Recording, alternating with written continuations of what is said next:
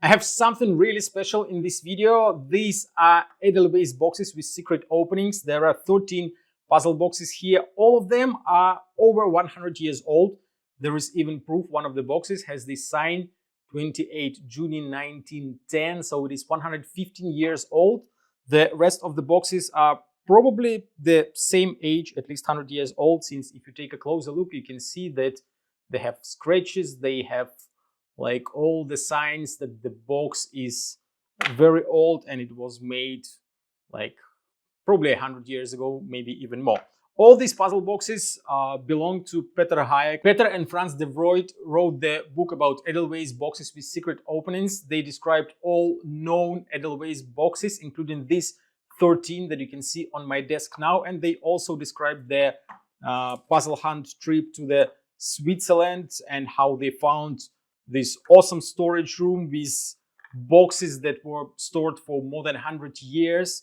And there were definitely lots of new, never seen before puzzles. So great book, highly recommended to buy, since you can see here pictures of all known Edelweiss boxes with the way how they open. The book is very well written, describes everything well, and starts from the history of puzzle boxes, not only Edelweiss boxes, but also some Japanese boxes and boxes from other countries of the world. Also, this book has a treasure hunt. I talked to Peter, he said that the treasure hunt wasn't solved yet. So if you buy a book, Solve a Treasure Hunt, you have a chance to get one of those beautiful Edelweiss boxes as a gift for winning the treasure hunt. Link to the book will be in the video description. And now let's spoil some solutions of puzzles. All of these puzzle boxes, they look really nice, they feel great, very well made, but they are quite simple to solve. And it will be very easy to show probably all 13 of them in just one video. So let's see what I can start first. Maybe this one, like a pretty big box. There are stickers here, but they belong to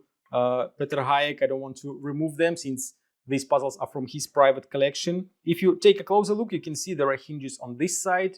There is a visible gap, there is a lid, and this thing is holding the lid. So probably if you push it, you will be able to open it. You may say that it is too simple, too easy, but just keep in mind these puzzle boxes were made more than 100 years ago.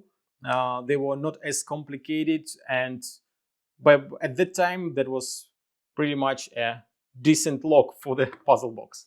So let's try another one. This one looks a little bit more complicated. Again, we have hinges here. There is a visible gap between the lid and the box, and there is only one thing that is odd here, since you can see the gap goes right here, but here there is no gap. So probably this thing either moves, it just clicks and I can open the box. Again, quite a simple mechanics, but because it is so well made, you can probably hardly see that you can push on this button. Actually, from the time, like a lot of people were playing with this box in the last 100 years, you can see that this part is a little bit darker since people were pushing with fingers. But this is like one of the only hints that show you how to open the box.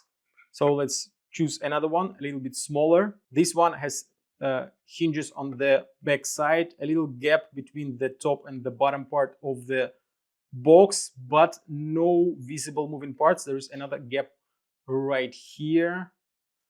Let's see what else I can see. Nothing else, probably. Oh, I can move the bottom, and then I can open the box. And the bottom moves not only the locking mechanics, but the entire inner part of the box. That's an interesting idea.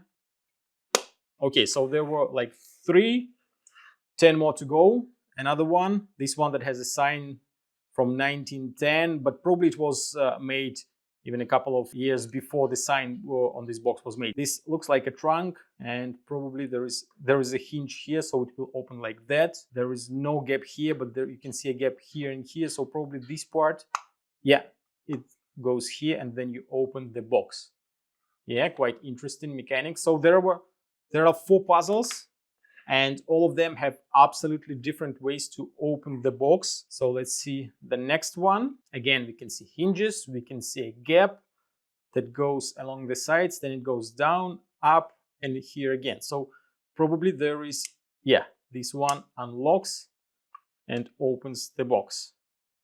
Okay, and you can see that the mechanics quite simple. You just remove this small wooden piece and you can open the box. Now it is locked again. Beautiful box. All of these boxes, why they're called Edelweiss boxes, they have this Edelweiss flower engraved on the side of the box. Okay, let's try the next one. There are two hinges. Again, there is a gap on how to open this one. Let's see. Oh, there is something on top. I can move it, and that's how you unlock it. Oh, that is also a different way to open the box. It is well made, hard to spot this part that you can remove it. You can see that there's kind of a dovetail right here and here. But again, if it was a new box, it would be almost impossible to spot those dovetail joints. So there was 6 out of 13. We have those small ones. Those are just like a match boxes, really nice ones. So the next one, quite small, also hinges. I think that it will be not hard to notice that there is a gap on the bottom, and I'm pretty sure that, yeah, it's just a simple lock-in mechanics, which is quite clever, by the way. Yeah, it's more not like a box where you store something to hide from people, but it's like a small box where you probably put some tobacco or something else, lock it and put it in your pocket. Like 100 years ago, it will be something really fancy that you have in your pocket.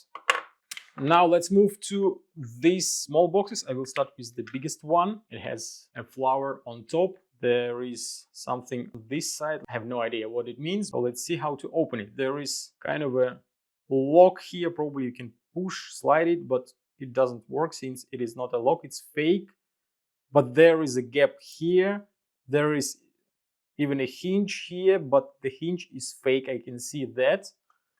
Okay, that means that, yeah, the opening part will be right here on top. You just slide it. Oh, but you can see only half of the box. Oh, that's probably because you can slide it to the other side and you can see the other part of the box. Okay, that's like a smaller version of this box where there are 2 compartments. Okay, let's move to the next one. A small that has a size of a matchbox. This box doesn't have any hinges. I don't see that I can slide anything. There is a small gap right here, so probably this part can be removed. But how to do that? Oh, that's how. The mechanics of this box is very simple, just tightly made box so that it just closes very tight and then it's not easy to open it. So the next one, Grindelwald, and I can clearly see that the top part can be rotated. Oh, that's actually a real matchbox, since you can see this part where you just scratch the matches and they start the fire. Okay, and the mechanics of this puzzle is quite common. You see this type of puzzles in many new puzzles. Remove this part, then you slide this down. You have to flip it. Then you move this middle part and rotate it, and you can open the puzzle box. Quite a small compartment, but big enough for matches and or maybe just a couple of coins. So to lock it back, just move it back, slide this thing, and then this one, and the puzzle is solved. Okay, 3 more to go. I guess I solved all previous ones. This one also has this part for matches.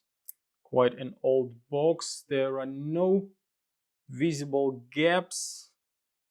There is something a little bit here, something here. Oh, it is spring loaded. So yeah.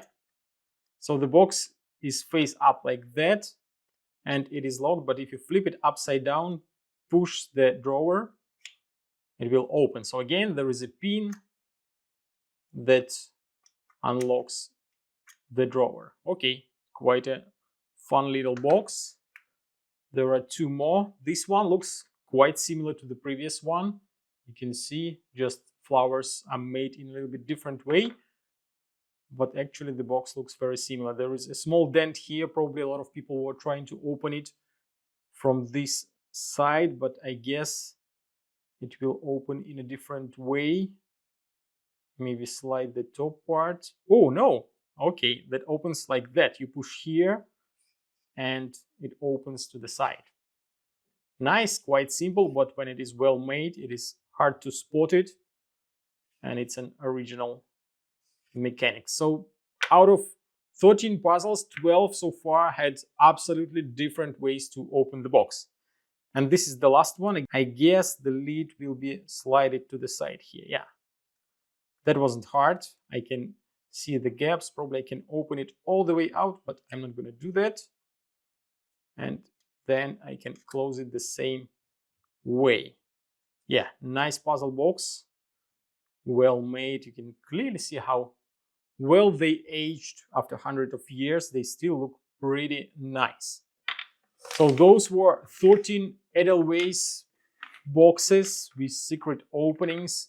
Each one has a unique way to open the box. If you want to know more about Edelweiss boxes, you can buy the book by Peter Hayek and Franz de Vroid. It is called Edelweiss Boxes with Secret Openings. As you can see, there are even boxes with a small key. There is a key right there, so you have to discover the key first, then a keyhole, and open the box. I guess there are probably like at least 50 different more ways to solve these boxes, maybe even more. And there is also a treasure hunt within the book, so you have a chance to win one of these awesome puzzle boxes, quite old and rare. Thank you for watching the video. See you in my next one.